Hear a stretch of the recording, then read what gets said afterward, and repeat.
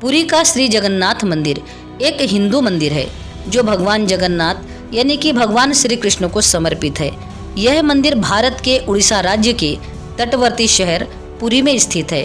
दोस्तों, इस मंदिर का सबसे पहला प्रमाण महाभारत के वन पर्व में मिलता है।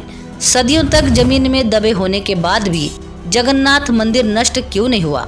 जगन्नाथ मंदिर से निकलने वाले सिग्नल जब नासा के सैटेलाइट में पहुंचे तब क्या हुआ?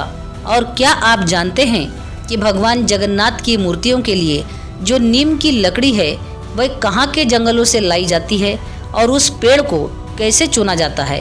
क्या आपको पता है कि जगन्नाथ मंदिर की रसोई में कितने चूल्हे हैं और वहाँ पर प्रतिदिन नए बर्तनों में भोजन क्यों पकाते हैं और यहाँ पर 9 बर्तनों को एक दूसरे के ऊपर रखकर भोजन क्यों पकाया जाता है? जगन्नाथ मंदिर के गुप्त तहखानों का पता चला है जब वैज्ञानिकों की टीम अंदर घुसी। दोस्तों, ऐसा क्या चमत्कार हुआ कि वैज्ञानिक की टीम वहां से भाग गई और भगवान जगन्नाथ बीमार क्यों हो जाते हैं? इन सभी सवालों के जवाब हम सनातनी टेल्स चैनल की इस वीडियो में विस्तार से बताएंगे। वीडियो को अंत तक जरूर देखिएगा और कमेंट में जय जगन्नाथ अवश्य लिखिए। दोस्तों, आपसे छोटा सा निवेदन है कि इस वीडियो को एक लाइक जरूर कर लीजिए और यदि आप चैनल पर नए हो तो चैनल को सब्सक्राइब अवश्य कर लीजिए। चलिए वीडियो में आगे बढ़ते हैं। दोस्तों, सबसे पहले हम जान लेते हैं कि जगन्नाथ मंदिर में स्थित मूर्तियों को हर 12 या 19 साल में क्यों बदल दिया जाता है? दोस्तों, मूर्तियों को बदलने की इस प्रक्रिया को नवकलेवर कहते हैं और वो इसलिए क्योंकि यह मूर्तियां लकड़ी की बनी होती है और वह खंडित नहीं होना चाहिए, इसीलिए इन मूर्तियों को हर 12 वर्ष में बदल दिया जाता है। लेकिन कभी कभी इन मूर्तियों को 19 वर्ष में भी बदला जाता है। दोस्तों, मूर्तियों को नीम की लकड़ी द्वारा ही बनाया जाता है। नीम को चुनते समय भी कुछ विशेष बातों का ध्यान रखा जाता है। जैसे भगवान जगन्नाथ का रंग सांवला होता है, इसलिए नीम का वृक्ष उसी रंग का होना चाहिए। भगवान जगन्नाथ जी के भाई और बहन का रंग गोरा है, इसलिए उनकी मूर्तियों के लिए हल्के रंग के नीम का वृक्ष ढूंढा जाता है। लकड़ियां मिलने के बाद उनसे प्रतिमाओं का निर्माण किया जाता है और इन्हें पुरानी मूर्तियों के स्थान पर पूरे विधि विधान के साथ स्थापित कर दिया जाता है। मूर्तियां जरूर बदल दी जाती है, लेकिन एक चीज होती है जो कभी नहीं बदलती और वह है ब्रह्म पदार्थ। इस ब्रह्म पदार्थ को भगवान श्री कृष्ण का दिल भी कहा जाता है। जब भगवान श्री कृष्ण ने देह त्याग किया था तब पांडवों द्वारा उनका देह संस्कार किया गया था, लेकिन उनका हृदय उस अग्नि में जल नहीं पाया था और वहीं भगवान श्री कृष्ण का हृदय, जिसे ब्रह्म पदार्थ कहा जाता है, वो भगवान जगन्नाथ के मूर्ति के अंदर स्थापित है। दोस्तों, हर 12 साल के अंतराल के बाद मूर्तियां बदल दी जाती है और ब्रह्म पदार्थ को एक मूर्ति से दूसरी नई मूर्ति में स्थापित कर दिया जाता है। इस विषय में ऐसा कहा जाता है कि इस ब्रह्म पदार्थ को आज तक किसी ने नहीं देखा है।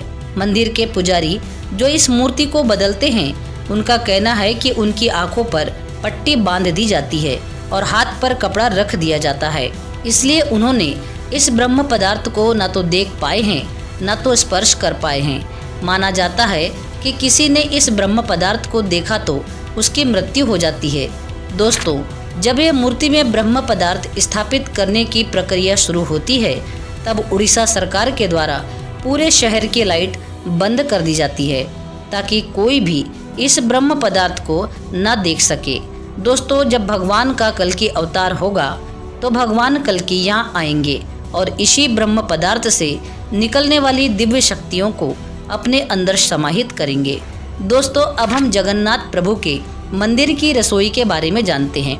इस रसोई को विश्व की सबसे बड़ी रसोई माना जाता है। यहाँ पर 500 रसोइये 300 सहयोगियों के साथ प्रसाद बनाते हैं। यहाँ पर लाखों भक्त महाप्रसाद ग्रहण करते हैं। दोस्तों, यहाँ भगवान को हर दिन 6 वक्त भोग लगाया जाता है, जिसमें 56 तरह के पकवान शामिल होते हैं। जगन्नाथ मंदिर की रसोई 11वीं शताब्दी में राजा इंदु वर्मा के समय शुरू हुई थी। यहाँ पर कई परिवार कई पीढ़ियों से सिर्फ महाप्रसाद बनाने का काम कर रहे हैं। यहाँ भोजन सिर्फ मिट्टी के बर्तनों में ही बनाया जाता है। ताकि शुद्ध और सात्विक भोजन रहे। रोज नए बर्तनों में महाप्रसाद बनाया जाता है। एक बार बर्तनों में प्रसाद बनाने के बाद उन बर्तनों को तोड़ दिया जाता है। यह रसोई 8000 स्क्वायर फीट में फैली हुई है, जिसमें 240 चूल्हे हैं। यहाँ पर रसोई में 3 तरह के चूल्हे हैं, अन्ना चूल्ही, पीठा चूल्ही और अय्या चूल्ही। चावल के व्यंजन अन्ना चूल्ही में, दाल और करी अय्या चूल्ही में और मिठाइयाँ पीठा चूल्ही में बनाई जाती है। इस रसोई के उत्तर में गंगा जमुना नाम के 2 कुएं हैं।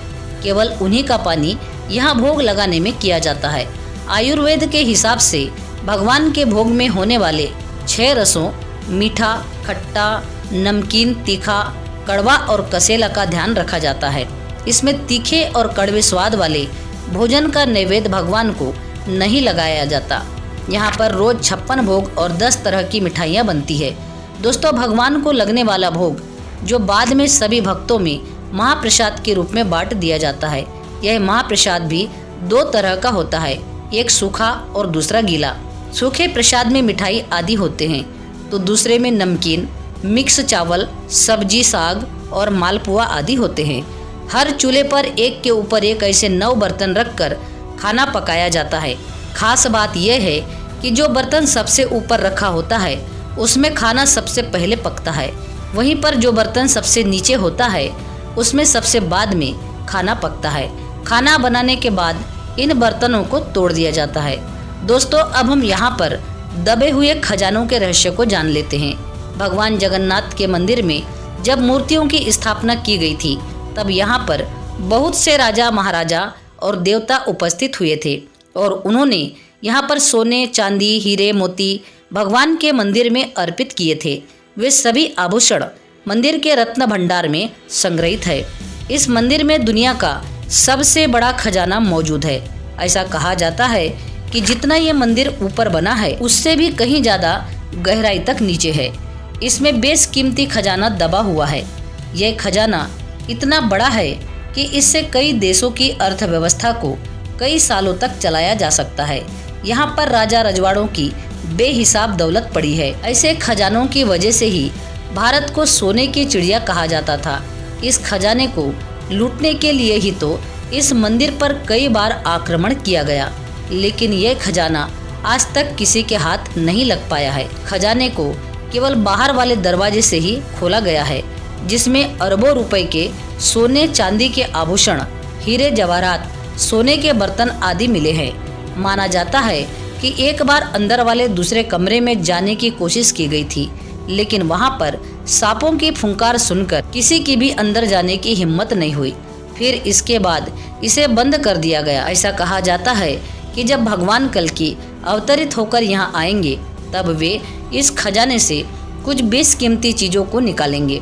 दोस्तों, अब बात करते हैं कि भगवान जगन्नाथ रथ यात्रा से पहले बीमार क्यों हो जाते हैं, क्यों उनका इलाज किया जाता है।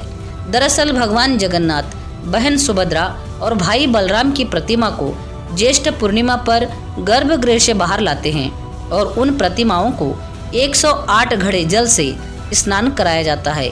इस स्नान के बाद तीनों देवता बीमार पड़ जाते हैं और फिर वह एकांतवास में चले जाते हैं। एकांतवास की इस प्रक्रिया को पुरी में अनासरा कहते हैं। दोस्तों, इन 15 दिनों में भगवान जगन्नाथ के दर्शन नहीं होते हैं। 15 दिनों के बाद जब जगन्नाथ जी ठीक हो जाते हैं तब उस दिन नैनासार उत्सव मनाया जाता है। इस दिन भगवान का फिर से श्रृंगार किया जाता है, उन्हें नए वस्त्र पहनाए जाते हैं और उनके बाद वह भ्रमण के लिए तैयार हो जाते हैं और श्री मंदिर के सिंह द्वार पर रथ लाए जाते हैं और 2 दिन बाद वहां से रथ यात्रा प्रारंभ होती है। दोस्तों, पुराणों में इसे धरती का बैकुंठ कहा गया है। ये भगवान विष्णु के 4 धामों में से एक धाम है। इसे श्री क्षेत्र, श्री पुरुषोत्तम, शाक क्षेत्र या नीलांचल भी कहते हैं। यहाँ पर जगन्नाथपुरी में लक्ष्मीपति विष्णु जी ने तरह तरह की लीलाएं की थी। ब्रह्मा और स्कंद पुराण के अनुसार यहाँ भगवान विष्णु पुरुषोत्तम नील माधव के रूप में अवतरित हुए हैं और शबर जनजाति के पूज्य देवता बन गए। दोस्तों, वीडियो कैसी लगी कमेंट में जरूर बताना और साथ ही जय जगन्नाथ अवश्य लिखना। और वीडियो पसंद आई हो तो वीडियो को लाइक, शेयर और सब्सक्राइब अवश्य करना। पूरा वीडियो देखने के लिए आपका बहुत बहुत धन्यवाद।